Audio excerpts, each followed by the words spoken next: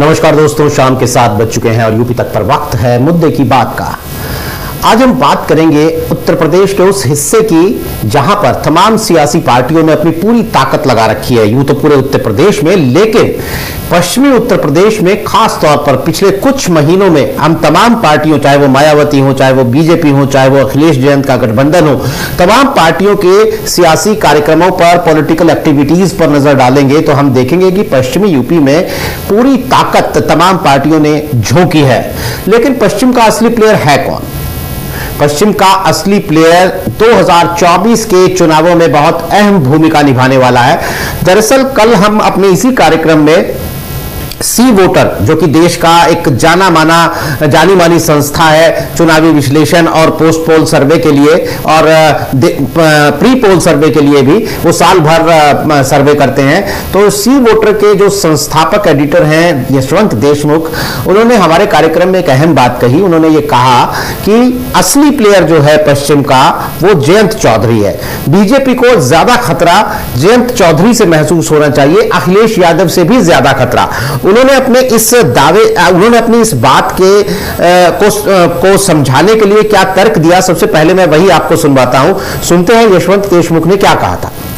RLD Sapa का गठबंधन, भले ही आरएलडी ज्यादा सीटें उस समय नहीं निकाल पाया हो, भले ही बहुत ज्यादा वो नहीं, लेकिन वो एक मजबूत अच्छा अलायंस था।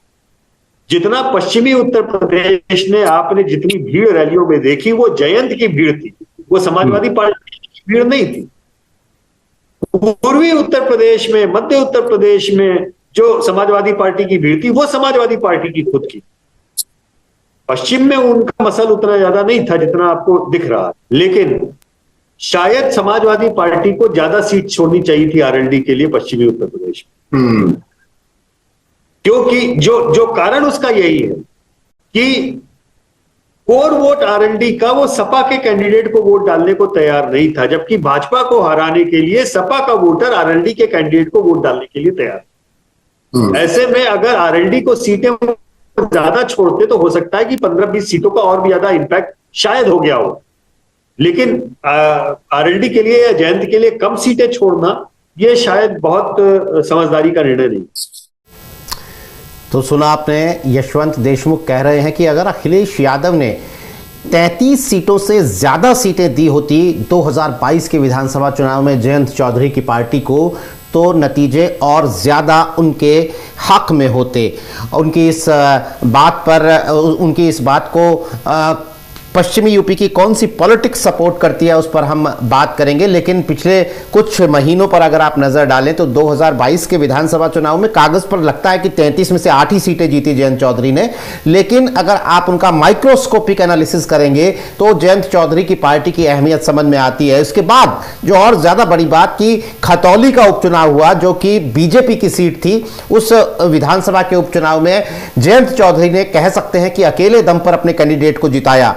और फिर चंद्रशेखर आजाद, जो कि 2022 के विधानसभा चुनाव में साथ नहीं आ पाए थे, गठबंधन में शामिल नहीं हो पाए थे, उन्हें भी साथ लेकर पिछले कुछ महीनों से दलित वोट बैंक में अपना आधार बढ़ा रहे हैं जयंत चौधरी। तो इन तमाम बातों पर चर्चा करने के लिए मेरे साथ आज मौजूद हैं कबूल अहमद। कबूल आजतक.in के सीनियर कंटेंट एडिटर हैं, वेबसाइट के राजनीतिक विश्लेषक हैं और तमाम देश की पॉलिटिक्स पर कबूल की पैनी निगाह रहती है। आस मोहम्मद मेरे साथ हैं। आस मोहम्मद खास तौर पर पश्चिमी यूपी की जो सियासी नब्ज जिसे कह सकते हैं, हम उसे बहुत करीब से वो महसूस करते हैं और बहुत बारीकी से उसका एनालिसिस भी, विश्लेषण भी करते हैं। कुमार अभिषेक का लखनऊ से हमारे साथ जुड़ेंगे। कुमार अभिषेक यूपी तक के एडिटर हैं लखनऊ में। अमीश राय मेरे साथ हैं स्टूडियो में, जो कि यूपीतक.in यानी जो हमारी वेबसाइट है उसके एडिटर हैं। तो सबसे पहला सवाल कबूल अहमद आपसे ही करूंगा। जैसा कि हमने सुना, यशवंत देशमुख कह रहे थे कि भाई पश्चिमी यूपी का प्लेयर जो है वो तो जयंत चौधरी है, और बड़ी बात उन्होंने ये कही कि अगर ज्यादा सीटें दी होती 2022 के विधानसभा चुनाव में जयंत चौधरी को, तो अखिलेश यादव का जो आंकड़ा है सीट को जीतने का वो और बढ़ सकता था। आपको क्या लगता है, ये बात कितनी सही है, और अगर सही है तो क्यों? देखिए नीरज भाई, इसमें कोई संदेह नहीं है कि पश्चिम उत्तर प्रदेश की सियासत में जो मेन किरदार है वो सिर्फ जयंत चौधरी का है। और पूरी सियासत उनके इर्द गिर्द खास तौर से 2022 के चुनाव में पूरी सिमटी हुई नजर आई थी। मैं 2022 के चुनाव में भी तमाम स्टूडियो में इस बात का जिक्र किया था कि पश्चिम उत्तर प्रदेश में जो मेन भूमिका है वो जयंत चौधरी की है, और उसके पीछे एक तर्क ये था कि दरअसल जो पश्चिमी उत्तर प्रदेश में खासतौर से जो मेन वोटर भूमिका निभाने वाले में है, उसमें जाट, मुस्लिम, ये दो वोटर बहुत महत्वपूर्ण है, तीसरा दलित। यहाँ पे जो समाजवादी पार्टी का कोर वोट बैंक है यादव, वो बहुत खास कुछ है नहीं। अगर देखा जाए तो गाजियाबाद अगर हम छोड़ दें और थोड़ा सा बुलंदशहर का सिकंदराबाद विधानसभा सीट, तो पश्चिमी उत्तर प्रदेश में पूरे ब्रज में और रोहेलखंड में कहीं भी उस तरह के यादव नहीं है। खाली संभल और बदायूं तो ऐसी सीटें हैं जहां पे यादव वोटर हैं, और थोड़ा बहुत बरेली में। इसके अलावा यादव वोटर है नहीं। जो समाजवादी पार्टी की पूरी सियासत है वो पश्चिम उत्तर प्रदेश, रोहेलखंड और ब्रज के इलाका, जो खास तौर से फिरोजाबाद के बाद शुरू होता है, आगरा, हाथरस, ये इलाका अलीगढ़ तक, ये पूरी तरह से समाजवादी पार्टी मुसलमान वोटों पे अपनी सियासत करती रही। और उत्तर प्रदेश में 2014 से पहले हम थोड़ा सा चलेंगे नीरज भाई, 2014 से पहले भारतीय जनता पार्टी इस इलाके में अपनी सियासी जड़ें नहीं जमा पा रही थी। तो उसके पीछे एक रीजन बहुत बड़ा ये था कि वो जाट वोटों के बीच में उसकी पकड़ मजबूत नहीं हो पा रही थी। 2013 में मुजफ्फरनगर का दंगा होता है। मुजफ्फरनगर दंगे के बाद खासतौर से जाट और मुसलमान का जो कॉम्बिनेशन था वो पूरी तरह से बिखरता है। जाट जो है वो भारतीय जनता पार्टी के साथ चला जाता है, उसका कोर वोट बैंक बन जाता है। उसके बाद जो है लगातार मुसलमानों ने तमाम सियासी प्रयोग करके देख लिए थे और भारतीय जनता पार्टी को हरा नहीं पा रहे थे। ऐसे में भारतीय जनता पार्टी को हराने का जो एक फार्मूला था वो ये था कि जब तक भारतीय जनता पार्टी का कोर वोट बैंक जो बन चुका है नया जाट वोट, वो अगर नहीं आता है तब तक किसी तरह से मात नहीं दी जा सकती। और जब 2000 खासतौर से किसान आंदोलन के बाद जब थोड़ी सी जाटों में नाराजगी हुई और जयंत चौधरी की सक्रियता बढ़ी, उसके बाद और सपा से अलायंस हुआ। जयंत अकेले पश्चिम उत्तर प्रदेश में कोई अहम भूमिका निभाने को तैयार नहीं है, लेकिन जब अलायंस का हिस्सा हो जाते हैं तो वो बहुत बड़ी भूमिका निभाने की उसमें आ जाते हैं। लेकिन एक बात और है कि ये बात सच है, मैं मानता हूं कि जो उनको 33 सीटें दी गई उससे ज्यादा बढ़ाई जाती तो निश्चित तौर पे वो अहम भूमिका निभा सकते थे। लेकिन एक गलती इसके साथ साथ और की गई कि आरएलडी को तो 33 सीटें दी गई, लेकिन उसमें तमाम जो है समाजवादी पार्टी नेताओं को लड़ा दिया गया, और उसका मैसेज जो जाटों के बीच में गया वो बहुत ही नेगेटिव चला गया कि अलायंस भले ही सपा का आरएलडी का है, लेकिन जो आरएलडी के टिकट पे भी लड़ रहे हैं, चाहे वो मीरापुर की बात हो या सीवाल खास की बात हो, तमाम जगह बहुत विरोध हुआ। यहाँ तक कि सीवाल खास सीट को संभालने के लिए बड़ी कोशिशें हुई, आखिर में हालांकि वहां से जो है आरएलडी की जीत मिली। लेकिन इस तरह की जो संभावनाएं दिखी वो पश्चिम उत्तर प्रदेश में तमाम जगह दिखी थी, और उसके पीछे एक यही कारण था कि क्योंकि पश्चिम उत्तर प्रदेश में सपा की जो सियासत थी वो पूरी से मुसलमानों के ऊपर निर्भर कर रही थी। लेकिन 2022 में किसान आंदोलन के बाद मुसलमानों को ये लगा कि अगर हम जयंत के साथ रहते हैं तभी हम भारतीय जनता पार्टी को हरा सकते हैं, और इसी वजह से समाजवादी पार्टी का जो मुस्लिम कोर वोट बैंक है उसने एक मुश्त होके आरएलडी को वोट दिया। लेकिन आरएलडी का जो जाट वोटर था उसने जो है वो उस तरह से के साथ जो है उस तरह उतनी मजबूती के साथ वो नहीं दिखा, और उसके पीछे एक रीजन रहा क्योंकि समाजवादी पार्टी के सरकार में रहते हुए मुजफ्फरनगर का दंगा हुआ था, और वो चीज जो है ध्रुवीकरण के लिए भारतीय जनता पार्टी के लिए बहुत मुफीद लगी। और यही वजह है कि अखिलेश यादव की सक्रियता, आजम खान की सक्रियता, वही मुझे लगता है सबसे ज्यादा नुकसानदेह हुई। अगर ये दंगा नहीं हुआ होता तो ये सियासत न हुई होती, और ये सियासत न हुई होती तो आज ये आरएलडी और सपा का ये सियासी हस न होता। इस चुनाव में मायावती पूरी तरह साइलेंट मोड में थी। मुसलमानों को लगा कि यही गठबंधन है जो जीत सकता है, इसीलिए वो आए। लेकिन जाटों को विश्वास नहीं दिला पाए जयंत चौधरी, और वो उस तरह से नहीं जो कर पाए, और क्योंकि उनके साथ सबसे बड़ा जो कमी थी वो यही कमी थी कि सपा के जो तमाम नेता थे वो आरएलडी के टिकट पे लड़ रहे थे। तो मुझे लगता है कि अगर वहां पे समाजवादी पार्टी अपने नेताओं को आरएलडी से लड़ाने के बजाय वो आरएलडी के अगर मेन जो उसके कैडर के लोग थे वो अगर चुनाव लड़ते, या जो उनके पार्टी से जुड़े हुए नेता थे वो लड़ते, और या वहां के स्थानीय नेता लड़ते तो मुझे लगता है उसकी परिदृश्य कुछ अलग होती। इन 33 सीटों में भी मैं बता रहा हूँ नीरज भाई की राजनीति जो है पूरी तरह से बदल जाती। लेकिन इस चीज को ये दोनों नेता जो है संभाल नहीं पाए। अखिलेश यादव को ये लग रहा था कि पूरी सियासत अब उनके इर्द गिर्द सिमट चुकी है, वो आ सकते हैं, लेकिन वो ये समझने में भूल कर गए कि पश्चिमी उत्तर प्रदेश में उनका जो पूरी राजनीति है वो मुसलमानों पर डिपेंड है। अगर मुसलमान जो है उनसे हट जाएगा, मुसलमान जो है वो समाजवादी पार्टी का निश्चित तौर पर जो है कोर वोट बैंक है। लेकिन अगर जब भारतीय जनता पार्टी को हराने की बात आती है तो वो फिर सपा का बसपा का किसी का नहीं रह जाता, उसमें वो देखता है कौन हरा सकता है। तो पश्चिमी उत्तर प्रदेश में क्योंकि आरएलडी के पास अपना कोर वोट बैंक है जाट का समुदाय का, और अब तो जो है जयंत जो है बहुत अहम भूमिका, वो एक नई तरीके की सोशल इंजीनियरिंग, खासतौर से जिस बात का आपने बात जिक्र किया खतौली का, खतौली के जरिए उन्होंने एक नई सोशल इंजीनियरिंग तैयार की है और 2022 के चुनाव के बाद एक परिपक्व नेता के तौर पे बनकर उभरे हैं और अपने पिता और दादा की जो सियासी विरासत है उसको संभालने की दिशा में बढ़े हैं। तो मुझे लगता है कि अगर 2024 का जो चुनाव है निश्चित तौर पे वो पूरा चुनाव पश्चिम उत्तर प्रदेश का जयंत चौधरी के इर्द गिर्द सिमटा हुआ होगा। इसीलिए भारतीय जनता पार्टी भी 2022 में आपने देखा होगा अमित शाह जी ने भी कहा था कि जयंत को तो हम मिलाना चाहते थे। बिल्कुल। तो आप समझ सकते हैं कि जयंत पश्चिम उत्तर प्रदेश की सियासत में किस अहम भूमिका में, वो बल्कि किंग के साथ साथ किंग मेकर की भूमिका में है। वो अकेले किंग नहीं है, लेकिन जब वो किसी के अलायंस साथ हो जाएंगे तो मुझे लगता है उसमें अहम उनका किरदार हो जाता है। वो जो है भारतीय जनता पार्टी के साथ चले जाए या कांग्रेस के साथ चले जाए या बसपा के साथ चले जाए या सपा के साथ, और जिसके साथ जयंत जाएंगे मुझे लगता है मुस्लिम वोट उसी के साथ जाएगा। क्योंकि अगर समाजवादी पार्टी अकेली रहती है और जैन किसी और अलायंस का हिस्सा हो जाते हैं तो मुझे लगता है वहां पे जो मुसलमानों का बड़ा वोट बैंक है वो जैन के साथ ही खड़ा नजर आएगा, क्योंकि जैन के साथ जाने में ही उसको सियासी फायदा नजर आएगा और जैन के साथ ही एक मजबूत वोट बैंक खड़ा दिखेगा। और ऐसे में समाजवादी पार्टी के लिए दिक्कत होगी। और ये बात सच है, मैं देशमुख जी की बात का पूरा समर्थन करता हूं कि उन्होंने इस बात को जरूर वो किया है। लेकिन जयंत के साथ भी एक दिक्कत है। जयंत के साथ ये दिक्कत है कि जयंत जिस कमिस्ट्री के साथ, जिन नेताओं के साथ वो राती राता नेताओं को शामिल करते हैं और टिकट दे देते हैं, ऐसे नेताओं को, पैरासूट नेताओं को अगर ला के अगर टिकट ज्यादा दे दिया तो मुझे लगता है उसको वो कैसे संभाल पाएंगे, ये बड़ी बात। जी बिल्कुल, ये बड़ी अहम बात है। अपने कैडर को लड़वाना और पैराशूट नेताओं को दूर रखना, ये जयंत चौधरी की एक बड़ी चुनौती होगी। आस मोहम्मद, आपको क्या लगता है कि पश्चिमी यूपी में जो बात यशवंत देशमुख कह रहे हैं और जो कबूल ने भी कही, मैं आस मोहम्मद शायद आपका माइक जो है उस पर वो रब कर रहा है, उसकी वजह से काफी ऑडियो में प्रॉब्लम है। तो हाँ, अभी अब ठीक हुआ है जी, बिल्कुल। तो आपको क्या लगता है कि क्या ये बात सही है?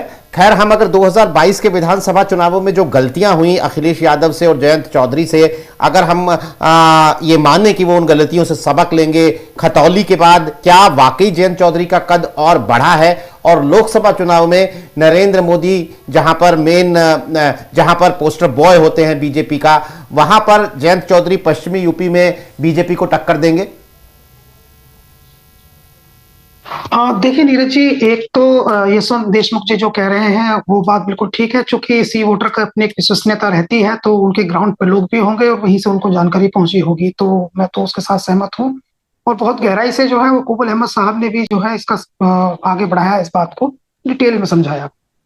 पहली बात तो मैं आपको ये बता दूंगा, एक्सक्लूसिव बात है बातचीत की शुरुआत में ही, कि 44 सीटों पर लोकदल जो है वो चुनाव लड़ना चाहती थी। 44 सीटों पर उन्होंने अपने मजबूत बहुत पैरोकारी की थी। 44 सीटों पे अपने प्रत्याशी उन्होंने लिख करके भेजे थे कि हम इनको चुनाव लड़ाएंगे। लेकिन 33 सीटों पर उन्होंने चुनाव लड़ा तो 11 सीटें यहां कम हुई। और इसमें भी एक बड़ी परिस्थिति यह आई कि लगभग 13 सीटों पर वो समाजवादी पार्टी के प्रत्याशी लड़ गए। जयंत के लिए ये बात समझना, और खासकर जयंत के कार्यकर्ताओं के लिए और आरएलडी के नेताओं के लिए ये बात जो है बहुत नकारात्मक थी और बहुत ज्यादा इसका विरोध भी हुआ था पार्टी में। अंदर से जो है वो जयंत को भी कहने की कोशिश की गई थी, सर हम ये गलत कर रहे हैं, ऐसा मत कीजिए।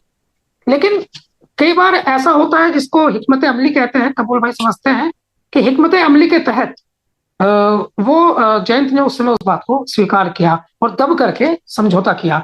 या उस समय ये भी कहा जा रहा था कि 2017 में आपके पास एक विधायक था, वो भारतीय जनता पार्टी में शामिल हो गया था लोकदल में, और उससे पहले कोई सांसद आपके पास था नहीं। बाई इलेक्शन जरूर तो वो जीती थी। क्योंकि कुछ भी नहीं था उनके पास में, तो इसलिए उनको ऐसा लगता था कि ये समझौता तब करके करना पड़ा। अब स्थिति जो है वो पहले की तुलना में बिल्कुल अलग है। अब की जो स्थिति है, जयंत 9 विधायक हैं उनके पास में, और राज्यसभा सांसद तो ठीक है, वो अखिलेश यादव के सहयोग से बने हैं, लेकिन 4 लोकसभा सीट ऐसी है पश्चिम उत्तर प्रदेश में जहां वो बहुत आगे दिखाई दे रहे हैं। यहां तक कि अगर चौंकाने वाली बात है तो वो ये है कि उत्तर प्रदेश में बहुत मुश्किल है समाजवादी पार्टी के लिए 2 सीटें अपने दम पर निकाल पाना। कुआं अभिषेक तो बिल्कुल एकदम समझा देंगे। कांग्रेस हो सकता है रायबरेली और अमेठी में से एक जीत जाए, लेकिन समाजवादी पार्टी 2 जीतने की स्थिति में पूरे अपने दम पर कहीं नहीं दिखती है। और जयंत चौधरी अपने दम पर 3 सीटें जीतने की स्थिति में दिखते हैं पश्चिम उत्तर प्रदेश में। जहां एक नगीना की बात करें, अगर वहां चंद्रशेखर लड़ लें तो अगर इस तरह से हम देखें तो जयंत भले ही पश्चिम उत्तर प्रदेश के नेता हो, लेकिन वो बहुत स्ट्रॉन्ग दिखाई दे रहे हैं पूरे उत्तर प्रदेश के अगर नजरिए से भी देखें तो। यानी अब इसका कारण क्या है? देखिए, इसका कारण है जज्बात। और जज्बात भारतीय जनता पार्टी का जो विजय श्री के अवरण करने का मुख्य कारण है वो ये है कि उनका जो कार्यकर्ता है उनका वो भावनात्मक रूप से भारतीय जनता पार्टी से जुड़ा है। तो वो जो तब तक भावनात्मक रूप से जुड़ने वाला कार्यकर्ता जिस दल के पास नहीं होगा वो भारतीय जनता पार्टी को चुनौती नहीं दे सकता। इस लिहाज से अगर हम समझें तो जयंत चौधरी का जो कार्यकर्ता है वो भावुक है, अड़ जाता है और दिल से जुड़ा हुआ है।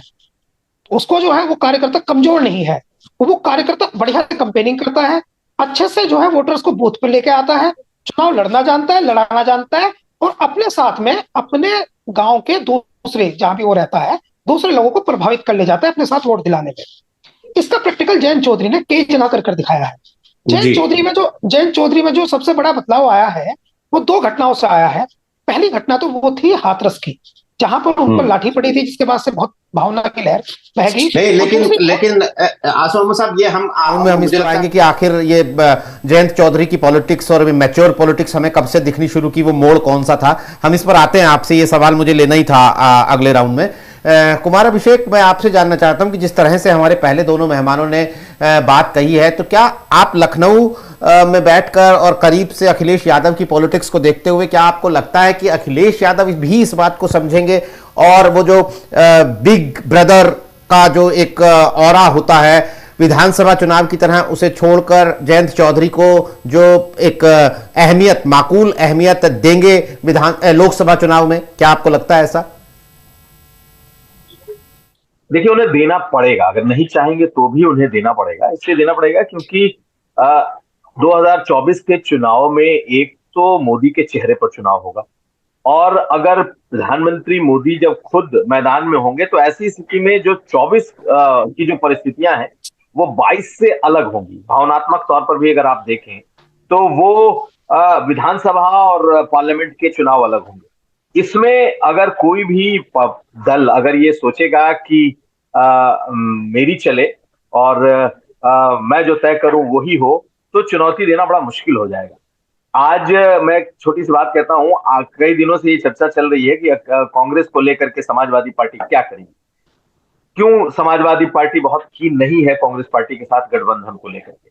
तो देखिए, आज अखिलेश यादव ने ये कहा कि भाई कांग्रेस पार्टी, दूसरे दल ये सोचे कि आखिर वो किस तरीके से उत्तर प्रदेश में समाजवादी पार्टी जब लड़ रही है तो उसे मजबूत करेंगे। यानी कि अखिलेश यादव बहुत ज्यादा स्पेस देने के मूड में अभी भी नहीं है, लेकिन उन्हें ये स्पेस क्रिएट करना पड़ेगा अगर उन्हें चुनौती देनी है तब। अखिलेश यादव या उनकी टीम को लगता है कि कांग्रेस को साथ लेने से नुकसान हो रहा है और कांग्रेस को सीटें देने से नुकसान हो रहा है। तो अगर हम उसको डिकोड करें अखिलेश यादव की बातों को, तो उनका ये मानना है कि भाई जो जीतने वाले लोग हैं, अब ये कोई अपने लिए सीटें ना मांगे कि मुझे ये सीट दो, मैं इस पे लड़ूंगा, मुझे इतनी सीटें दो, मैं लड़ूंगा। अगर आपकी हैसियत 1 सीट की है तो आप 1 सीट की बात करो, अगर आपकी हैसियत 2 सीट की है तो आप 2 सीट की बात करो, उतने में संतुष्ट रहो। लेकिन अगर आपकी हैसियत 2 सीट की है और आप 10 मांगोगे तो ये गठबंधन नहीं होगा। इसी बात को अखिलेश यादव को खुद पर भी अप्लाई करना होगा कि पश्चिमी उत्तर प्रदेश में अखिलेश यादव कौन सी सीट एक्चुअल में जीत सकते हैं, वो उस पर जाएं। चंद्रशेखर कौन सी सीट जीत सकते हैं वो उनके लिए छोड़े, और जयंत चौधरी को कितनी सीटें दे ताकि वो जिता करके ले जाए। देखिए 2024 आसान नहीं है। मेरा मानना है कि बीजेपी के लिए ठीक है, बीजेपी के लिए बहुत आसान नहीं है क्योंकि 10 सालों के का एक एंटी इनकम्बेंसी होती है, लेकिन प्रधानमंत्री मोदी के चेहरे पर जब चुनाव होगा तो ये बिल्कुल अपहिल टास्क होने जा रहा है, ये लड़ाई होने जा रही है ये लड़ाई। तो अगर आप लखनऊ से बैठ करके देखें तो अखिलेश यादव की जो अपना काम करने का तरीका है वो उनके जो सहयोगी दल है उन्हें नहीं भाता। अखिलेश यादव ने एक चीज बीजेपी से सीख ली है, हालांकि वो इम्प्लीमेंट करने में जो जिस तरीके से बीजेपी सफल होती है वो अखिलेश यादव सफल नहीं हो पा रहे। वो अपने सहयोगियों को ज्यादा सीटें दे रहे हैं लेकिन अपने साथ कैंडिडेट देते हैं, ये बीजेपी का फॉर्मूला था और बीजेपी इसे अपने सहयोगियों के साथ दूसरे कई स्टेट में इसका प्रयोग कर चुकी है। लेकिन ये अखिलेश यादव के लिए जी का जंजाल बन जा रहा है। उनके जब सहयोगी उनके साथ बैठते हैं तो ये तय हो जाता है कि भैया आप सीट इतने हम छोड़ेंगे, लेकिन अखिलेश यादव को लगता है कि उनके कार्यकर्ता कहां जाए, जो लोग इतने समय से अग्रेसिवली उनके लिए झंडा उठा करके लड़ते हैं, आखिर उनको सीट तो देनी होगी। तो उन्होंने ये जो फॉर्मूला बीजेपी का है वो निकाला। देखिए बीजेपी और अखिलेश यादव के गठबंधन का एक बेसिक जो मुझे अंतर दिखाई देता है, बीजेपी अपने जब गठबंधन बनाती है तो बैठ करके ये तय करती है कि हम दोनों अलग अलग नहीं लड़ रहे हैं, हम दोनों एक होके लड़ रहे हैं। जबकि इनके गठबंधन में जो लोग आते हैं वो अलग अलग गठबंधन के हिसाब से सोच करके लड़ते हैं और उसका नुकसान होता है। तो आज जो अखिलेश यादव ने कहा कि किस तरीके से आप बीजेपी को रोकने के लिए, ये शब्द तो उन्होंने इस्तेमाल नहीं किया, उन्होंने ये इस्तेमाल किया कि आखिर आप जीतने के लिए कैसे आप उत्तर प्रदेश में लड़ेंगे ये आपको तय करना है। ये तो बात हुई नीरज इस बात को लेकर के कि आखिर उत्तर प्रदेश से क्या सोचते हैं, लेकिन मेरा थोड़ा सा मानना अलग है। जिस बात को कल यशवंत देशमुख जी ने कहा, उन्होंने ये कहा था कि भाई अगर ज्यादा सीटें देती तो वो ज्यादा जीतते। देखिए ये मेरा मानना है कि उस वक्त 33 सीटें लेकर, उसके पहले आप जो जाटों का रुख था या आरएलडी की जो स्थिति थी ये किसी से छुपी हुई नहीं थी। आरएलडी इमर्ज कर रही थी, आरएलडी उस वक्त अपनी स्थिति को मजबूत कर रही थी। अखिलेश यादव की एक पोजीशनिंग वहां जरूर मजबूत थी कि वो मुसलमानों का एक मुश्त वोट अखिलेश यादव के साथ है। ये अलग बात है कि उस चुनाव के बाद से खतौली के चुनाव तक या अभी तक आते आते स्थितियां बहुत बदली है। उस वक्त अखिलेश यादव नेता थे, अब जयंत चौधरी अब वहां के नेता है, इसमें कहीं कोई दो राय मुझे नहीं लगता। उस वक्त अगर जयंत आ रहे थे तो जयंत के साथ सिर्फ जाट वोट था और परंपरागत तौर पर अगर कुछ मुसलमान वोट उनके साथ था तो वो रहा होगा। लेकिन ये कॉम्बिनेशन एक तरीके का उस इलाके में निश्चित तौर पर एक डिडली कॉम्बिनेशन था कि जाट और मुसलमान साथ आए, जो कि पिछले एक दशक से बिल्कुल दुश्मनी की स्थिति में आ गए थे। तो ये प्रयोग उस स्तर पर था कि दोनों को साथ लाया जाए। लेकिन अगर उसमें अगर आप ये सोचते हैं, अगर कोई ये सोचता है कि बहुत ज्यादा सीटें देने पर वो जीत जाते, मेरा मानना थोड़ा उससे अलग है। मेरा मानना है कि जितनी भी सीटें दी थी, अगर उसमें जयंत को अपने कैंडिडेट चुनने का अधिकार ज्यादा होता तो शायद इससे बेहतर परफॉर्मेंस हो सकता था। लेकिन जब आपके पास एक भी विधायक नहीं हो और आप 33 की जगह आपको 50 सीटें दे दी जाए तो आप 8 की जगह 18 जीत जाएंगे, मुझे इसमें थोड़ा संदेह है। लेकिन जो बातें कल यशवंत देशमुख जी ने कही थी, मैं उससे इस बात से सहमत हूं कि अब वो स्थिति बन गई है कि अब वहां पर जयंत चौधरी ने जिस तरीके से खतौली के चुनाव को लीड किया, जिस तरीके से वहां पर उन्होंने गठबंधन बनाया, अब उनका कद उस इलाके में सबसे बड़ा कद है किसी इंडिविजुअल नेता, किसी भी इंडिविजुअल पार्टी के तौर पर, और वो वहां ये तय कर सकते हैं कि क्या होगा। लेकिन फिर भी एक लाइन और मैं जोड़ दूं, मुझे 24 को लेकर के मेरा ये कहना है कि सब कुछ होने के बावजूद मोदी का चेहरा सब पर भारी है। जी कुमार अक्षय जी की बात से जो चीज निकल के आए, जयंत चौधरी का कद तो सबसे बड़ा है आज के डेट में, लेकिन जब 24 के चुनाव का रण सजेगा तो मोदी का चेहरा भारी पड़ेगा। कुबूल भाई, मैं आपके पास आऊं उससे पहले जो हमारी परंपरा है, यूट्यूब पर हम लाइव हैं और हमने अपने दर्शकों के लिए एक पोल कर रखा है जिसमें हमने पूछा है कि क्या पश्चिमी यूपी में जयंत चौधरी बीजेपी को रोक पाएंगे। जवाब हाँ या ना में देना है और इसका नतीजा जब डिबेट क्लोज होगी तो नीरज जी शेयर करेंगे। कुल भाई, एक हमारे दर्शक हैं प्रमोद गुजर जी, वो उन्होंने एक कमेंट किया है कि महज 2% जाट आबादी जयंत चौधरी को ओवर हाइप किया जा रहा है। उनका सुझाव है कि अखिलेश यादव को गुर्जर, त्यागी, सैनी, दलित वोटों पर फोकस करना चाहिए। कुछ एक आंकड़े भी हैं, जैसे अगर आप 2019 के चुनाव, लोकसभा चुनाव के ऊपर नजर डालें तो महागठबंधन हुआ था उत्तर प्रदेश में। इसके बावजूद 91% जो जाट थे वो नरेंद्र मोदी या बीजेपी के साथ थे।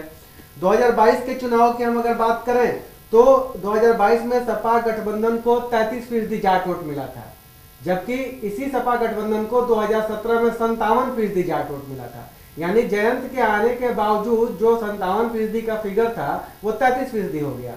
बीजेपी की बात कीजिए तो 2022 में बीजेपी को जाटों का 54% वोट मिला था, जो कि 2017 में 38% था।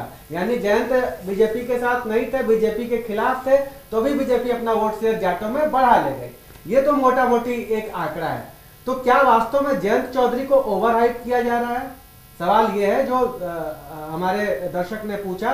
वही सवाल मैं आपसे लेता हूं कि इन आंकड़ों के बिना पर आप हमारे दर्शकों के लिए जरा ये स्पष्ट करिए कि क्या जयंत चौधरी को ओवरहाइप किया जा रहा है या इन आंकड़ों के पीछे भी कोई अलग कहानी है? अमीश भाई, आपने बहुत वाजिब सवाल पूछा है। दरअसल आप पश्चिम उत्तर प्रदेश की थोड़ा सा सियासत को समझना चाहिए, खासतौर से जो हमारे दर्शक हैं वो जो पूछ रहे हैं वो पश्चिम उत्तर प्रदेश की कास्ट पॉलिटिक्स के आधार पे पूछ रहे हैं। अगर देखा जाए तो कास्ट पॉलिटिक्स में इसमें कोई शक नहीं है कि जाटों का वोट भले ही उत्तर प्रदेश में 2% हो, लेकिन वो पश्चिम उत्तर प्रदेश में वो 15 से 20% और 22%, कुछ सीटों पे तो 25% तक वोट है। इसमें कोई शक नहीं है कि है।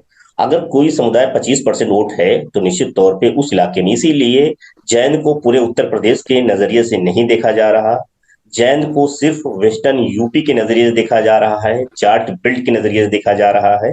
ये बात हाँ, गुर्जर वोटर है। गुर्जर वोटर भी 1.5% से 2.25% के आसपास 2% है। उसका भी एक दायरा है, वो कुछ इलाकों में सीमित है। नोएडा, शामली, मेरठ, बिजनौर जैसी जगह पे उसका दायरा है, वो सीमित है, उससे आगे नहीं है। तो जाट गुर्जर वोट भी एक निर्णायक है। तीसरा वोट यहाँ सैनी बिरादरी का है। सैनी वोटर भी यहाँ पे भले ही वो 1 से 1.5% है, लेकिन सहारनपुर से लेके मुरादाबाद की पूरी बेल्ट में तक सैनी वोटर बहुत निर्णायक भूमिका में है। अगर वो जब वोट जुड़ जाता है तो वो किसी की भी हार जीत का निर्णय तय करता है। ऐसे ही कस्या वोटर भी है। कस्या वोटर कहने के लिए बहुत मामूली है, लेकिन मुजफ्फरनगर से लेके सहारनपुर से लेके तमाम ऐसी सीटें हैं जहां कस्या वोट जो है बहुत अहम भूमिका निभाता है। इसमें कोई दो राय नहीं कि पश्चिम उत्तर प्रदेश में 4 बड़ी जातियां हैं। एक है दलित, दूसरा मुस्लिम, तीसरी जाट, चौथा गुर्जर है, और वो है त्यागी वोटर भी बहुत कम है। चौथा वोटर माफ करना, ठाकुर बिरादरी, राजपूत वोटर है। राजपूत वोटर भी बहुत है, खासतौर से इसको जाट लैंड कहा जाता है, मगर मैं हमेशा ये कहता हूं कि ये राजपूत लैंड जो है। तो मुझे लगता है कि इस चीज को समझना चाहिए। सारे लोग जो है अपोजिशन पार्टी बसपा जो रहती थी, दलित, गुर्जर और मुस्लिम कॉम्बिनेशन बना के पश्चिम उत्तर प्रदेश में सियासत करती रही। उसमें कुछ वोट सैनियों को भी जुड़ जाता था, तो एक महत्वपूर्ण भूमिका हो जाती थी। लेकिन बसपा का पूरा समीकरण बिखर गया है। पश्चिम उत्तर प्रदेश में जो जाटों का वोट था वो आज उसका घट के करीब 64 से 65% ही बसपा के साथ रह गया। मुस्लिम वोट पूरी तरह से कट गया है, गुर्जर वोट कट गया है। तो बसपा इसलिए इस दृश्य से बाहर है। गुर्जर वोट जो है, भारतीय जनता पार्टी ने जाट, गुर्जर, सैनी, कश्यप, ये जो तमाम हैं राजपूत वोट, उनको अपने साथ यूनाइट कर लिया था और एक बड़ा जो है कास्टों का अम्ब्रेला पश्चिम उत्तर प्रदेश में तैयार किया था, जो उसके आगे न बसपा की दलित मुस्लिम कॉम्बिनेशन काम आई, न समाजवादी पार्टी की जाट मुस्लिम कॉम्बिनेशन काम आई।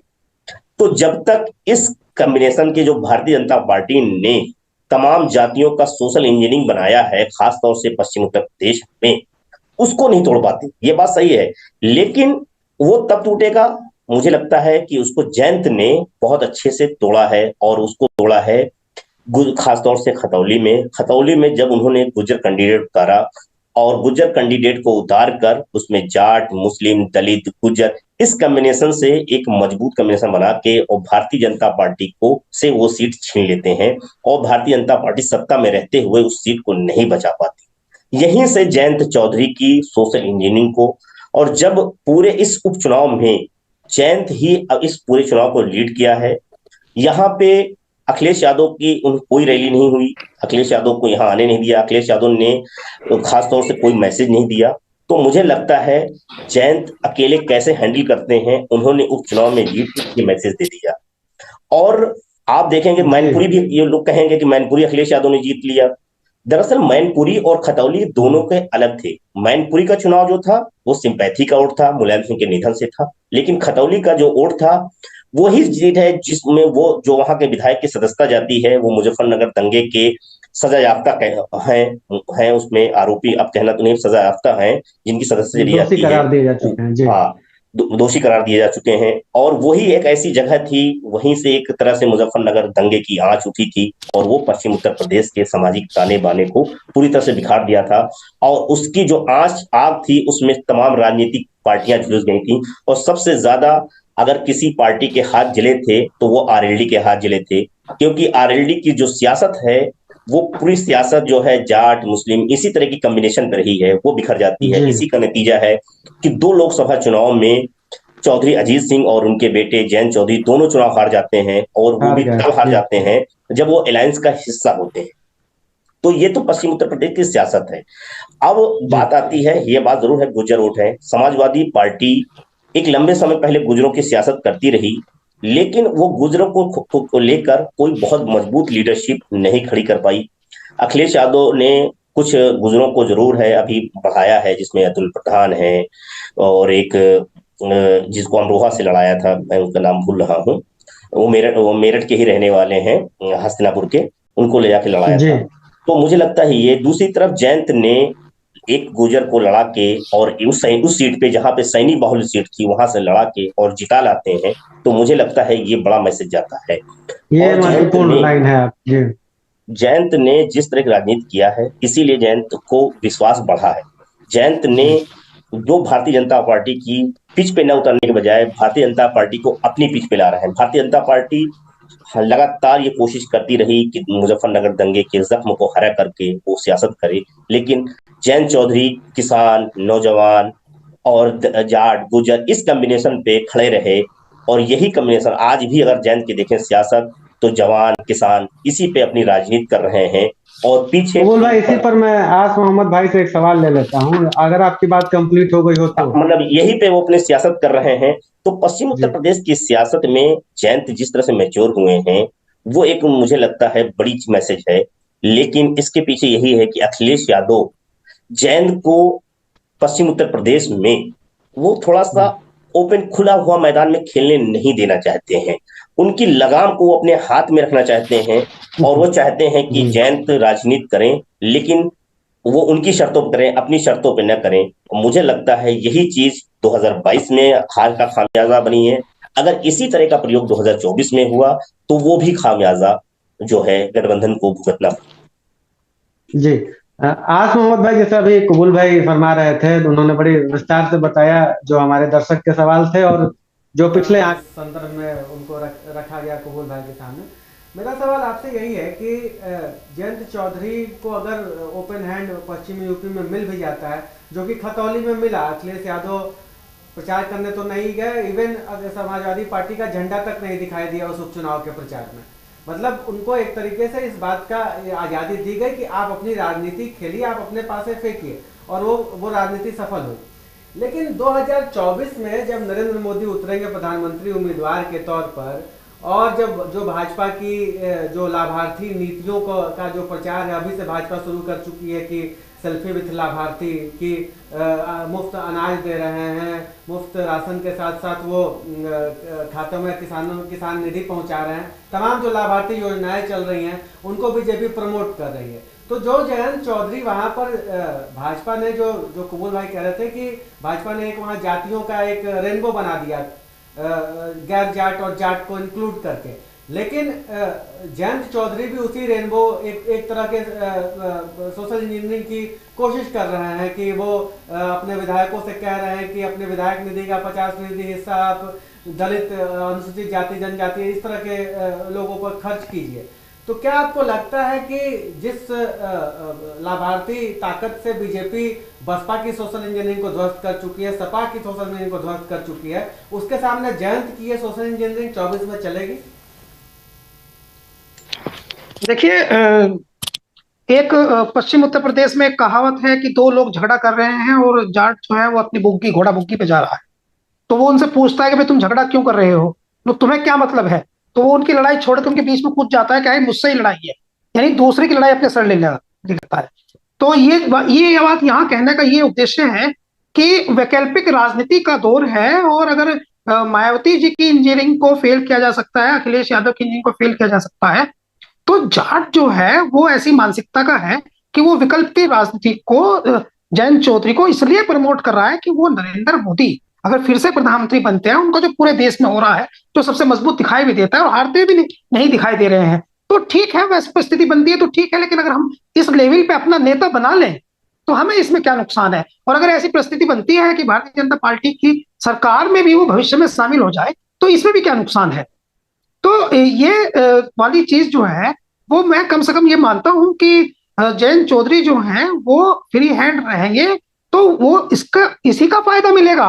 विपक्ष की सीटें जो है, इसीलिए अगर जैसे ही उन पर कंट्रोल अखिलेश यादव बढ़ाते जाएंगे वैसे ही वो उनको भी नुकसान होता चला जाएगा। मतलब विपक्ष का जो यहाँ उनका नेतृत्व मान करके, जयंत चौधरी का नेतृत्व मान करके जो विपक्ष का वोटर एकजुट हो रहा है, वो जयंत चौधरी से अलग कहीं शिफ्ट होता है और अखिलेश यादव अत्यधिक दखल देते हैं, जैसे कबूल अहमद साहब ने कहा, तो इसका निस्संदेह नुकसान पहुंचेगा। अभी तक तो हालात ऐसे दिख रहे हैं कि मोदी जो है उनका चेहरा इतना स्ट्रॉन्ग है, इतना बड़ा उनका हो रहा है कि जैसे योगी आदित्यनाथ जी ने कहा था कि 80 में से 70 सीटें हम जीतेंगे, तो अभी का जो हालत है वो तो 70 से भी ज्यादा जीतती हुई दिखाई दे रही है भारतीय जनता पार्टी, जो अभी की स्थिति है। तो इसलिए वो बस इतनी कहानी है कि पश्चिमी उत्तर प्रदेश में जयंत चौधरी को अपना वैकल्पिक नेता के तौर पर स्थापित करना चाहता है पूरा एक समाज, और इसलिए वो भावनात्मक जुड़ा हुआ है। आप बागपत का उदाहरण देख लीजिए, जब लाठी लगी थी वो देख लीजिए, या फिर जब किसान आंदोलन हुआ और आंख में से आंसू गिर गए राकेश टिकैत के, तो उसके तुरंत बाद अजीत सिंह और जयंत वहीं पहुंचे, फिर जयंत ने पंचायत की, उसके बाद ही तो इनका बड़ा उद्भव शुरू हुआ। लेकिन आस भाई, आंख से आंसू तो गिर गए, लेकिन इतना बड़ा किसान आंदोलन हो गया, सब कुछ हो गया। अब इससे अभूतपूर्व आंदोलन था वो, पूरा माहौल था, सेंटिमेंट था, किसान के आंख, जयंत को लाठी भी पड़ी थी, जाट भावुक भी थे, तो भी वोट भाजपा को जाके कर रहे हैं। वोट की आप सुन लीजिए, वोट देखिए, नोटबंदी में कितनी तकलीफें उठानी पड़ी लेकिन वोट तो बीजेपी को पड़ा।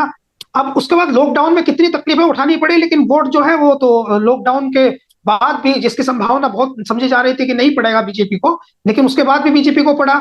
और अब ये किसान आंदोलन का जिक्र आपने खुद ही कर दिया है, तो उसका कारण देखिए, मैं समझता हूँ कि वोट का जो गणित है ना वो कार्यकर्ता पे डिपेंड करता है।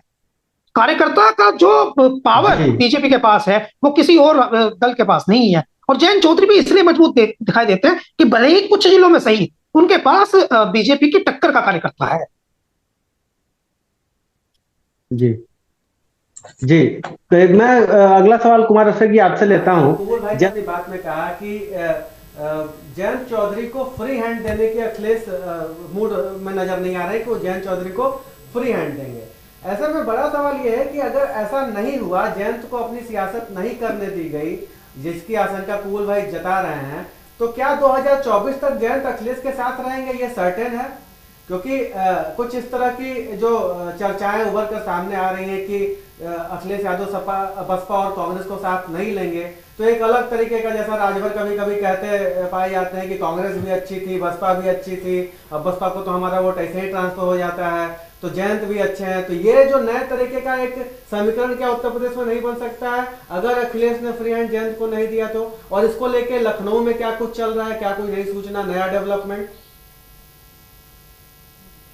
नहीं, देखिए, राजनीति में तो कभी भी कुछ हो सकता है और बिल्कुल अंतिम समय तक गठबंधन होता है। और हम लोगों ने 2017 में देखा कैसे महीनों तक एक दूसरे के खिलाफ कैंपेन करने के बावजूद आखिरी वक्त में अखिलेश और राहुल गांधी एक साथ आए थे।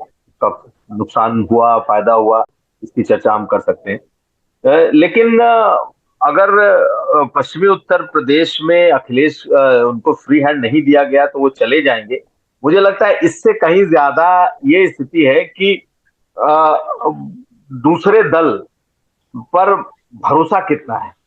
यानी अगर कांग्रेस और आरएलडी साथ आ जाते हैं तो क्या ये एक पश्चिमी उत्तर प्रदेश में विनेबिलिटी की कोई गारंटी होगी? क्या मायावती, कांग्रेस और ये जयंत साथ आते हैं तो क्या ये अखिलेश यादव से बड़ा ये गठबंधन होगा जो बीजेपी को हराने में सक्षम होगा? इसके बाद ये भी सवाल आता है, क्या मायावती इसके लिए तैयार होंगी कांग्रेस के साथ जाने को? क्या मायावती आरएलडी के साथ जाने को तैयार होंगी? देखिए, बहुत सारी चीजें ऐसी है जिस पर सिर्फ हम कयास लगा सकते हैं, लेकिन चर्चाएं जरूर है। जिसकी आप बातें कह रहे हैं उसकी चर्चा सियासत में खूब है। लखनऊ में भी इसकी चर्चा है कि कोई नया गठबंधन वहां बन सकता है, लेकिन ये अटकलें हैं। अगर ये मूर्त रूप लेता है कि नहीं, इस पर तो अभी से कहना मुश्किल है। लेकिन अगर हम इस बात की चर्चा करें कि अभी के गठबंधन के हिसाब से ही अगर हम देखें तो देखिए, मुझे लग रहा है कि अखिलेश यादव उस स्थिति में नहीं जाएंगे कि जहां वो टर्म डिक्टेट करें। पश्चिमी उत्तर प्रदेश में भी 2024 में अखिलेश यादव को इस बार मालूम है कि पश्चिमी उत्तर प्रदेश में उनका कोई वोट बैंक नहीं है।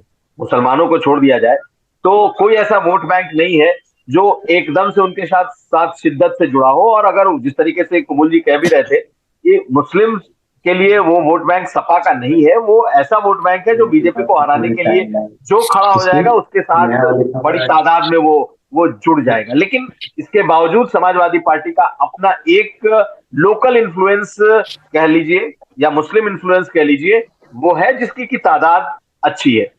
हम जो इस वक्त स्ट्रैटेजी देख रहे हैं वो ये देख रहे हैं कि समाजवादी पार्टी इसमें यकीन नहीं कर रही कि सबों को जोड़ करके दोबारा से गठबंधन बना लो और फिर बीजेपी से लड़ाई लड़ो। समाजवादी पार्टी इस वक्त ये सोच रही है कि कोई कहा अनकहा ऐसा एक वो कह सकते हैं कि वर्केबल अलायंस बन जाए, जिसमें कोई जरूरी नहीं है कि आपके नेता और हमारे नेता आ करके हाथ उठाएं और ये बताएं जी कि देखो ये हमारा गठबंधन तैयार है और अब आप इसको वोट करो। वो चाह रहे हैं कि जिसकी जो सीटें हैं, जिस पर जो जीत सकता है, वो अपने अपने हिसाब से तय की जाए और फिर उसमें एक तरीके का ऐसा गठबंधन हो कि एक दूसरे के लिए लोग सम्मान करते हुए वो चीजें छोड़ दें। अगर वहां पे 4 सीटें जीतने की हैसियत आरएलडी की है, 1 सीट जीतने की हैसियत अगर वहां पर चंद्रशेखर की है, 2 सीट जीतने की अगर कांग्रेस की है, तो इस तरीके से लोग इवॉल्व होकर के निकल करके सामने आए और वो ये बताएं कि इस तरीके से चुनाव लड़ा जा सकता है। और इसी का इशारा उन्होंने आज अपने प्रेस कॉन्फ्रेंस में कांग्रेस को लेकर के किया है कि भाई अगर आप कैसे मदद कर सकते हैं जीतने में, बीजेपी को हराने में कैसे कौन मदद कर सकता है, इसे लेकर के सामने आए। गठबंधन की बात पर वो चुप है। रही बात अगर वो अपना टर्म डिक्टेट करेंगे कि नहीं पश्चिम उत्तर प्रदेश से मैं इतना ही लड़ूंगा और मैं इतनी ही सीटें मैं जयंत चौधरी के लिए छोड़ूंगा और मैं नहीं चाहूंगा कि इसमें कोई दूसरा और आए, तो ये अब नहीं चलने वाला है। अगर ये स्थिति होगी तब आप किसी नए गठबंधन का स्वरूप देख सकेंगे। क्योंकि देखिए, कांग्रेस पार्टी को अगर उत्तर प्रदेश में अखिलेश यादव की पार्टी अछूत समझ करके उन्हें दूर रखेगी कि भाई आप खुद आकर के बताइए और खुद तय करिए कि हम कैसे जीते और बीजेपी को कैसे हराएं, तो कांग्रेस पार्टी भी इस मूड में मुझे नहीं लगता है कि वो इस वक्त मौजूद है। उसके पास अपने कम से कम 10-15 ऐसे नेता है जिसके लिए वो चाहती है कि ये सीट उन्हें दी जाए और उन पर उनके लोग लड़े और उसमें समाजवादी पार्टी मदद करे। लेकिन समाजवादी पार्टी इस मूड में मुझे दिखाई नहीं दे रही। अगर पश्चिमी उत्तर प्रदेश में कोई गठबंधन बनता हुआ दिख रहा है, काम करता हुआ दिख रहा है, तो अभी तो जयंत और अखिलेश और चंद्रशेखर इन्हीं का एक गठबंधन है जो सबसे फॉर्मेडेबल है। और अगर आखिरी मोमेंट में कुछ इसमें तोड़फोड़ हो जाती है, जयंत उधर चले जाते हैं, तो एक बार फिर से ये मेस की स्थिति उत्पन्न हो जाएगी और वो फायदा बीजेपी को मिलेगा। अभी मुझे नहीं लगता कि जितनी संजीदगी से पॉलिटिक्स कर रहे हैं जयंत चौधरी पश्चिमी उत्तर प्रदेश की, वो भी इसमें बहुत छेड़छाड़ करने के मूड में होंगे। लेकिन इस बार निश्चित तौर पर बड़े भाई की जो बात है वो चाहेंगे कि पश्चिमी उत्तर प्रदेश के बड़े भाई के तौर पर उनको रिकॉग्नाइज किया जाए, उनके हिसाब से टिकट दिए जाए, उनको ज्यादा सीटें मिले, या फिर वो जो एक अपना अम्ब्रेला बनाना चाहते हैं, एक गठबंधन पश्चिमी उत्तर प्रदेश में चाहते हैं, उसके हिसाब से अखिलेश यादव काम करें।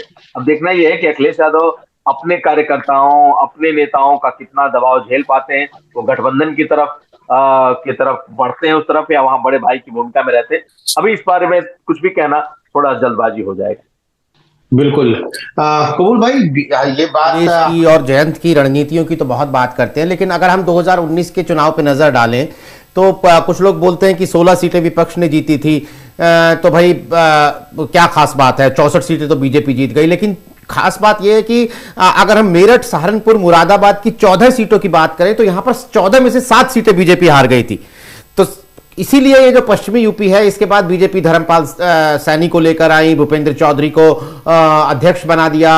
तो मेरा कहने का मतलब यह है कि अगर जयंत चौधरी अपनी राजनीति मजबूत कर रहे हैं तो वहां पर बीजेपी भी तो अपनी राजनीति मजबूत कर रही है ना। ऐसी सूरत में आपको क्या लगता है कि बीजेपी क्या जयंत चौधरी के बढ़ते कद पर बीजेपी की भी कोई रणनीति है, और अगर है तो वो क्या कर रहे हैं? देखिए नीरज भाई, भारतीय जनता पार्टी जो है वो 24/7 राजनीति करने वाली पार्टी है। हर दिन राजनीति करती है, हर कदम वो राजनीति के लिए उठाती है। सोते जागते, उठते बैठते, हर शब्द में उसकी सियासत होती है। तो भारतीय जनता पार्टी जितनी सक्रियता के साथ 2024 के चुनाव की तैयारी उत्तर प्रदेश में कर रही है, कोई भी पार्टी नहीं कर रही। ये लोग अभी गांव जिले तक नहीं गए और वो घर घर जाने की तैयारी कर रही है। भारतीय जनता पार्टी 6 अप्रैल से गांव गांव घर घर चलो अभियान शुरू करने जा रही है। वो उसी घर में जा रही है जिस घर को अखिलेश यादव अपने साथ साधना चाहते हैं, यानी कि ओबीसी वोटों को।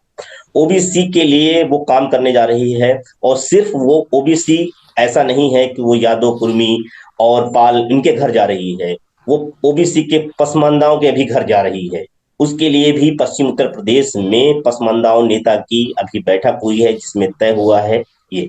भारतीय जनता पार्टी की सोशल इंजीनियरिंग का ये काबिलियत है कि उत्तर प्रदेश की सियासत में कोई भी दल नहीं कर पाया जब जाट, गुजर, सैनी, त्यागी, ठाकुर सबको एक साथ ला खड़ा कर दिया भारतीय जनता पार्टी ने। दलितों को भी अपने साथ ला खड़ा कर दिया। ये पश्चिमी उत्तर प्रदेश की सियासत में न सपा कर पाई है, न चौधरी चरण सिंह तक नहीं कर पाए, जिसको भारतीय जनता पार्टी ने उत्तर प्रदेश में किया है। तो भारतीय जनता पार्टी ऐसा नहीं है, भारतीय जनता पार्टी उस बात को समझ रही है। लेकिन भारतीय जनता पार्टी की असली चिंता कहाँ है? असली चिंता 2022 के चुनाव नतीजे रहे हैं। दूसरा, उसके बाद खतौली नतीजा रहा है।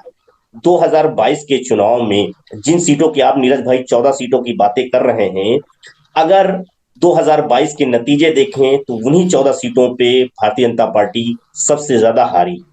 अगर उन सीटों पे जीती है तो वहां जीतने की जो भूमिका है निभाई है वो मुस्लिम वोटरों ने निभाई। और वहां पे कोई ऐसा नहीं, जहां पे यादव बेल्ट थे रोहेलखंड में, वहां भी एक भारतीय जनता मतलब समाजवादी पार्टी, जैसे मैं उदाहरण के तौर बोलूं तो आप देख लीजिए संभल का, संभल में यादव मुस्लिम है, लेकिन जहां यादव वोट थे वहां भारतीय जनता पार्टी जीती है।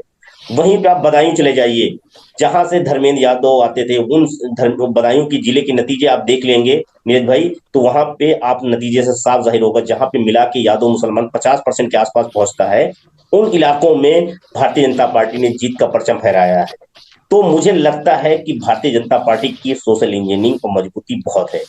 बात आती है, आपने कहा कि भारतीय जनता पार्टी की, निश्चित तो भारतीय जनता पार्टी उन 14 सीटों को जीतने के लिए कितने 2022 के चुनाव नतीजे के बाद से ही मशक्कत शुरू कर दिया है। और एक एक राउंड में उन सारी सीटों के लिए अमित शाह जी निगरानी कर रहे हैं। सुनील बंसल को फिर एक बार उनके नजरों पे डाल दिया गया है, उनके संज्ञान में है, वो उसको मॉनिटरिंग कर रहे हैं। तो आप समझ सकते हैं वो जो खास तौर से जो 7 सीटें हैं जिनकी बात कर रहे हैं, आप देखिए सहारनपुर, नगीना, अमरोहा, बिजनौर, मुरादाबाद, रामपुर, ये सीटें जो है संभल, ये सीटें जो है गठबंधन जीती थी, जिसमें मुरादाबाद, संभल, रामपुर ये सीटें समाजवादी पार्टी जीती थी, तीनों मुस्लिम कैंडिडेट थे। बाकी सीटें जो है बसपा जीती थी। बसपा कहाँ? सहारनपुर बसपा जीती, मुस्लिम कैंडिडेट, अमरोहा जीती, मुस्लिम कैंडिडेट, और आप आ जाइए बिजनौर में गुजर, नगीना में दलित। तो आप समझ सकते हैं 4 सीटें कैसे जो है अलग अलग कॉम्बिनेशन से जीती है। अब बात आती है कि गठबंधन कैसे जीतेगा। दरअसल गठबंधन में आप जो अगर देखा जाए, हम विधानसभा की सीटों के नतीजे के बंटवारे के सीट शेयरिंग के हिसाब से देखते हैं तो जैन के हिस्से में 5.5 सीटें आती हैं। एक लोकसभा में 5 विधानसभा सीटों का एक एवरेज आंकड़ा है कि 5 सीटें आती हैं, उस हिसाब से देखा जाए तो 5.5 सीटें आती हैं। लेकिन जयंत चौधरी जिस तरह की सोशल इंजीनियरिंग बना रहे हैं, उसमें वो क्या 5.5 सीटों में अपने लोगों को संतुष्ट कर पाएंगे, उस इंजीनियरिंग को अमली जामा पहना पाएंगे, ये बड़ी चुनौती है।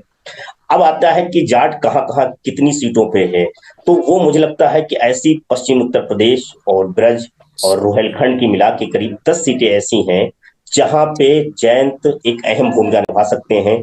लेकिन क्या जयंत को अखिलेश यादव 10 सीटों देने पे एग्री होंगे, ये एक बड़ी बात है।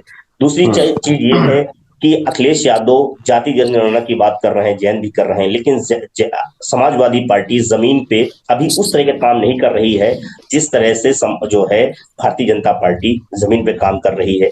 2024 का चुनाव निश्चित तौर पे मैं कुमार अभिषेक भाई से इस बात से पूरी तरह सहमत हूं कि नरेंद्र मोदी का चेहरा होगा। आज भी उनके चेहरे की काट किसी भी नेता के पास नहीं है।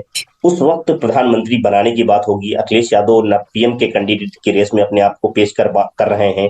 वो कह रहे हैं हम भारतीय जनता को हराना चाहते हैं, लेकिन वोटर पूछेगा ना कि पीएम कौन बन रहे हैं, तो पीएम के लिए एक मोदी उधर चेहरा है। तो मुझे लगता है एक ये है, और यही चीज जो है जयंत को भी बेचैन करेगी। जयंत जिस तरह की राजनीति कर रहे हैं और मुसलमानों को अप्रासंगिक और समाजवादी पार्टी उनको इग्नोर करके राजनीति कर रही है, वो भी उनके लिए खाता।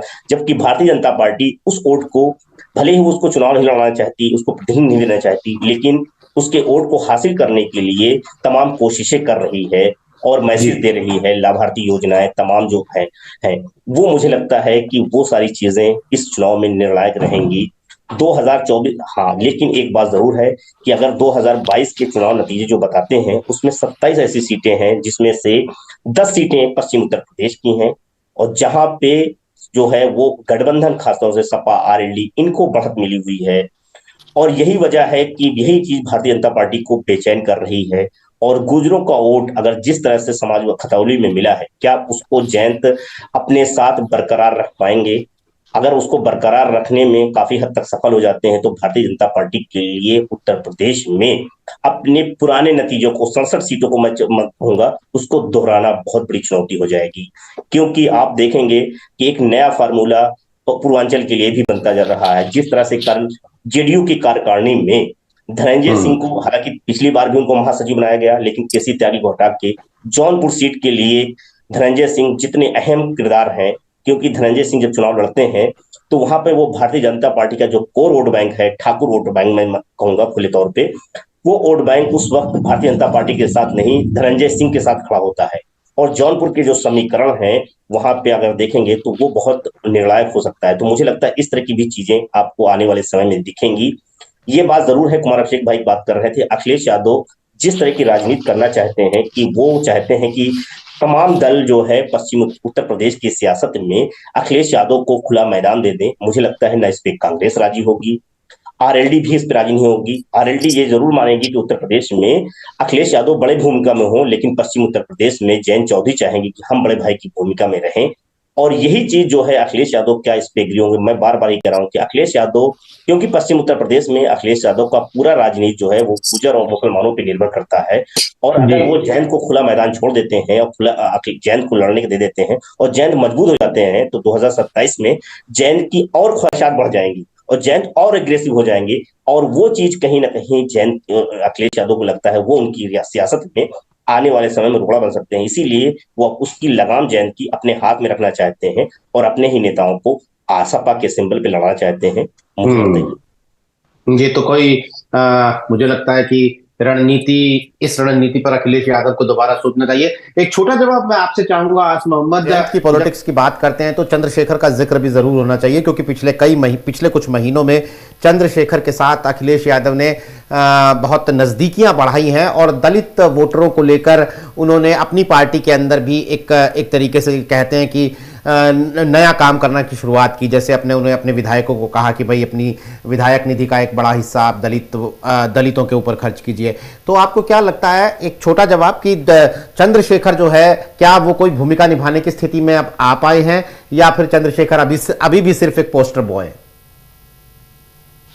देखिए, अभी तक की सबसे जो पूरी चर्चा हुई है उसमें से ये सबसे महत्वपूर्ण पक्ष था जिस पर अब तक बात नहीं हुई है, लेकिन ये भी जरूरी है कि इस पर बात की जानी चाहिए। और मैं बहुत कम समय में आपको ये बता दूं कि पश्चिम उत्तर प्रदेश में जिस बात का जिक्र जो है वो कबूल अहमद साहब ने किया और अभिषेक भाई ने किया, तो दोनों जो है वो एक बहुत बड़ा संकेत दे रहे हैं। वो ये है कि जो अकेला जाट है वो तो बहुत ज्यादा जो है वो संभवतः जयंत चौधरी को भी नहीं जिता पाएगा, और ये बात सब जानते हैं। और चूंकि दूसरी जाटों से दूसरी हिंदू ओबीसी जातियों की नाराजगी रहती प्रति है, इनका जिक्र पिछले बार कुबल अहमद साहब ने किया था और जातियों के नाम भी बताए थे। तो इसलिए भी जो है वो एक गठजोड़ जो है जातियों का भी बनना जरूरी होता है सियासत में। तो दलित के बिना, जैसे भी इन्होंने जिन सीटों की चर्चा की, नगीना की बात की थी, तो वहां 70% दलित और मुस्लिम है। और उत्तर प्रदेश की ऐसी 5 लोकसभा सीटें हैं जहां 50%, 60 से 70% के बीच में दलित और मुस्लिम का समीकरण बनता है। तो चंद्रशेखर जो है यकीनन इंपोर्टेंट हो जाते हैं, लेकिन जो मुख्य बात है वो 18 साल से 24 साल के युवाओं के बीच में है। 18 से 24 साल के बीच के जो युवा हैं, व्हाट्सएप ने उनके ब्रेन को इस प्रकार का कर दिया है कि वो मोदी मोदी मोदी मोदी ही बस करते रहते हैं। तो ये एक बहुत बड़ा चेंज है जो दलितों में भी कहीं से हमें दिखाई देता है कि दलितों में भी जो है वो मोदी की स्वीकार्यता बहुत अधिक बढ़ी है और वो उनको जो है वो एक अच्छा नेता मानते हैं। खासकर राष्ट्र सुरक्षा की बात पर वो जैसे मैं एक छोटी सी चीज बता दूं, पंजाब के में सिद्धू मूसेवाला के पिता ने जब ये कहा कि योगी अगर मुख्यमंत्री होते हमारे यहाँ तो संभवतः मेरे बेटे की हत्या ना होती। तो ये वाली या लॉरेंस बिश्नोई का वो, तो ये चीजें जो है वो यहाँ बहुत मेंशन कर रही हैं। और अभी मुझे ऐसा लग रहा है फिर एक्टिविटी जो अखिलेश यादव की है, जयंत चौधरी का भी, जैसे जयंत चौधरी को नेता तो बनाना चाहते हैं पश्चिम उत्तर प्रदेश में, यही एक अंतर है, मतलब एक और कुछ नहीं है। वैकल्पिक विपक्ष का नेता तैयार करने के लिए जयंत चौधरी को पश्चिम उत्तर प्रदेश में जो विपक्ष की तमाम जनता है वो उन्हें बढ़ा रही है, ये है मुख्य डिफरेंस। तो ये जहां उसमें चंद्रशेखर जो है वो चूंकि विपक्ष के नेता के तौर पर सत्ता सरकार के खिलाफ संघर्षों का प्रतीक बन रहे हैं, इसलिए उनका साथ आ जाना महत्वपूर्ण बन जाता है। और दलित जो विपक्ष का तमाम वोटर है उसमें जो नौजवान वोटर है जो विपक्ष को पसंद नहीं करता है वो चंद्रशेखर से भी प्रभावित होता है और जैन से भी प्रभावित होता है। तो ये दोनों मिल जाते हैं तो वो प्लस हो जाता है, एक विचारधारा के लोग जैसे मिल जाते हैं। तो वो ये है कि चंद्रशेखर का आ जाना निश्चित तौर पर जो है वो अच्छा है, लेकिन वो अभी बहुत काम करने की जरूरत है। नीरज भाई एक बात थोड़ा सा मैं एक छोटी सी बात बोल सकता हूँ 1 मिनट की? जी जी बताइए। नीरज भाई, दरअसल जो लोग जिस तरह के, अगर जयंत खास तौर से जो हमारे दर्शक भी पूछ रहे थे, मैं उस चीज को जिक्र करना भूल गया कि आप देखेंगे समाजवादी पार्टी पश्चिम उत्तर प्रदेश में मुस्लिम, गुज्जर, तमाम जातियों का कॉम्बिनेशन तो बना रही है, लेकिन उन नेताओं को इस्तेमाल नहीं कर पा रही है। न मुस्लिम नेताओं को पश्चिम उत्तर प्रदेश में उनको सक्रिय कर पा रही है, या जो गुर्जर नेता अतुल प्रधान जैसे नेताओं को बढ़ाया, अतुल प्रधान पश्चिम उत्तर प्रदेश में सक्रिय होने से ज्यादा वो लखनऊ में अखिलेश यादव के इर्द गिर्द, वो अवध यूपी में, पूर्वांचल में जहां अखिलेश यादव दिखते हैं वहीं दिखते हैं। जबकि अगर वो अपने नेताओं को, जो अलग अलग जातियों के नेताओं को, अगर वो पश्चिम उत्तर प्रदेश में उन बेल्टों में, उनकी सजाती जातियों में अगर लगाएं तो मुझे लगता है उसका निर्णायक कुछ असर हो सकता है। लेकिन वो चीजें वो नहीं कर पा रहे हैं। दूसरी चीज ये है कि भारतीय जनता पार्टी, हम बार बार जाट के वोटों की बात कर रहे हैं, जैन की बात कर रहे हैं, तो आप देखिए भारतीय जनता पार्टी ने जाट वोटों को लेके किस तरह की कोशिश कर रखी है। 2 कैबिनेट मंत्री, प्रदेश अध्यक्ष, अब तक के इतिहास में उत्तर प्रदेश में 8 जिला पंचायत अध्यक्ष जाट समुदाय के हैं, जिसमें एक सिख जाट है, बाकी वो है। तो आप समझ सकते हैं कि 8 जाट, मतलब जिला पंचायत, 8 जिलों में जिला पंचायत जो प्रथम नागरिक हैं वो जाट समुदाय के, तो ये भी एक मैसेज है। तो आप इससे इतनी बड़ी चीजें हैं। और दूसरी तरफ उपराष्ट्रपति बनाया, वो भी जाट समुदाय से बना के एक मैसेज देने की कोशिश की। लगातार जाटों के बीच में केंद्रीय मंत्री के तौर पर अपने नेता को एक सक्रिय कर रखा है। तो मुझे लगता है कि ऐसा नहीं है कि जाट वोटों को लेके अगर विपक्ष, आरएलडी, सपा ये कोशिश कर रही, तो उससे बड़ी कोशिश जो है मुझे लगता है कि भारतीय जनता पार्टी कर रही है। और बीजेपी के पास ऑफरिंग बहुत ज्यादा है जी, तो और देने के लिए बहुत है और इनके पास देने के लिए बहुत कुछ नहीं है। मुझे लगता है ये एक बहुत इस चुनाव में निर्णायक रहे। एक संक्षिप्त टिप्पणी कुबुल भाई कुमार अभिषेक सर से ले लेते हैं। कुमार सर, जो चंद्रशेखर आजाद को लेकर उठे कि पश्चिमी यूपी में उनका आना, 2022 के चुनाव से पहले भी चंद्रशेखर आजाद आ रहे थे अखिलेश के साथ, लेकिन लास्ट मोमेंट पर उन्होंने एक प्रेस कॉन्फ्रेंस की और केवल वो रोए नहीं, उन्होंने कहा कि अखिलेश यादव ने उन्हें बेइज्जत किया, तमाम वादे किए और अंतिम समय वादों से पलट गए। तो चंद्रशेखर आजाद भी बड़े हार्ड बार्गेनर समझे जाते हैं। तो 2024 में जब अखिलेश यादव इस तरह के युवा नेतृत्व को स्पेस दे रहे होंगे तो वो जो मतलब एक कुनबा बन रहा होगा, उस कुनबे को आप कितना इंटैक्ट मान रहे हैं? क्योंकि अखिलेश यादव के सामने भी तो चुनौती है ही गैर यादव ओबीसी वोट और दलित वोट जुड़ने का। तो चंद्रशेखर आजाद का फैक्टर, क्योंकि हम देखते हैं कि पश्चिमी यूपी से लेकर पूर्वी यूपी तक वो चर्चित रहते हैं, तो क्या आपको लगता है कि वो उनको अखिलेश यादव संभाल पाएंगे, लास्ट तक अपने साथ बना के रख पाएंगे? देखिए, अखिलेश यादव के लिए 2024 से ज्यादा 2027 अहम होगा।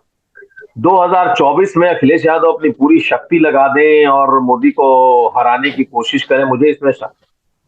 मुझे लगता है कि अखिलेश यादव अपनी शक्ति लगाते हुए तो दिखाई देंगे कि पूरी ताकत वो लगा रहे हैं, लेकिन मुझे लगता नहीं कि वो अपनी पूरी एनर्जी और पूरी इस बात के लिए लगाएंगे कि कोई दूसरा कोई प्रधानमंत्री बने और वो उसके लिए पीछे से पूरी ताकत लगाए।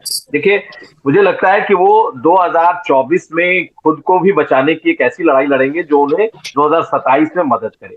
वो ऐसा कतई नहीं चाहेंगे कि 2024 में वो किसी को बहुत बड़ा कर दे, ताकि जिसकी चर्चा भी कुबुल भाई भी कर रहे थे कि आप 5-6 सीट बड़ा पार्लियामेंट का कोई एक दल खड़ा हो जाए जो कि उनको 2027 के लिए चुनौती दे, कोई और नेता खड़ा हो जाए दलितों में जो कि उनकी दलित पॉलिटिक्स को चुनौती दे। वो चाहेंगे जरूर कि एक गठबंधन बने, लेकिन मुझे नहीं लगता कि अखिलेश यादव बहुत ज्यादा ताकत लगाएंगे कि भाई एकदम से मोदी को हरा के दम लेना है, इसके लिए मुझे अपनी पूरी शक्ति लगा देनी है। तो अगर इस आधार पर अगर हम देखें और सोचें तो देखिए, अभी भी चंद्रशेखर आजाद को अगर कोई एक आदमी चाहता है तो वो है जयंत चौधरी। अखिलेश यादव भी चाहते हैं कि एक गठबंधन बने, अखिलेश यादव भी चाहते हैं कि ठीक है कांग्रेस भी आ जाए, वो ये भी उसके लिए भी ओके हो सकते हैं कि ठीक है उनको एक सीट से लड़ा दिया जाए, लेकिन उनको नेता बना दिया जाए, उनके कहने पे 4 सीटें बांट दी जाए, उनके कहने पे उनके कैंपेन तय कर दिए जाए।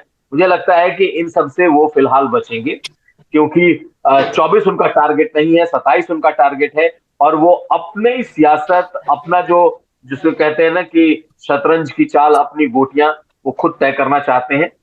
उसमें वो 24 में किसी और को बड़ा मजबूत कर दें, बड़ी ताकत दे दें, मुझे इसमें शक लग रहा है। बहुत सही बात। बिल्कुल। तो दोस्तों, हमने YouTube पर आपसे एक सवाल पूछा था, आप बताइए कि पश्चिमी यूपी में क्या जयंत चौधरी बीजेपी को रोक पाएंगे? तो हमारी करीब 1 घंटे की इस चर्चा को आप जरूर सुनिएगा जब ये वीडियो पोस्ट होगा YouTube पर, Facebook पर, Twitter पर, ये लाइव खत्म होने के बाद। हमारी चर्चा में जरूर हमने ये उसका लब्बो लवाब ये है कि बहुत सारी चुनौतियां हैं, अखिलेश यादव और जयंत चौधरी का जो का तालमेल है उसे और ज्यादा मजबूत करने की जरूरत है। लेकिन हमारे दर्शकों की अगर बात करें तो सीधा सवाल, पश्चिमी यूपी में बीजेपी को रोक पाएंगे जयंत चौधरी? इसमें से 82% लोगों का कहना है हां और 18% लोगों का कहना है ना। यानी हमें देख रहे ज्यादातर लोग ये मानते हैं कि जयंत चौधरी एक मजबूत प्लेयर हैं और बीजेपी को वो कड़ी टक्कर, ना सिर्फ कड़ी टक्कर देंगे बल्कि रोकने में भी कामयाब होंगे पश्चिमी यूपी की अगर बात करें तो। आज कार्यक्रम में शिरकत करने के लिए कबूल अहमद, आस मोहम्मद साहब, कुमार अभिषेक, अमीश, आप सभी का बहुत बहुत शुक्रिया। तमाम दर्शकों का आभार। आज के लिए नमस्कार।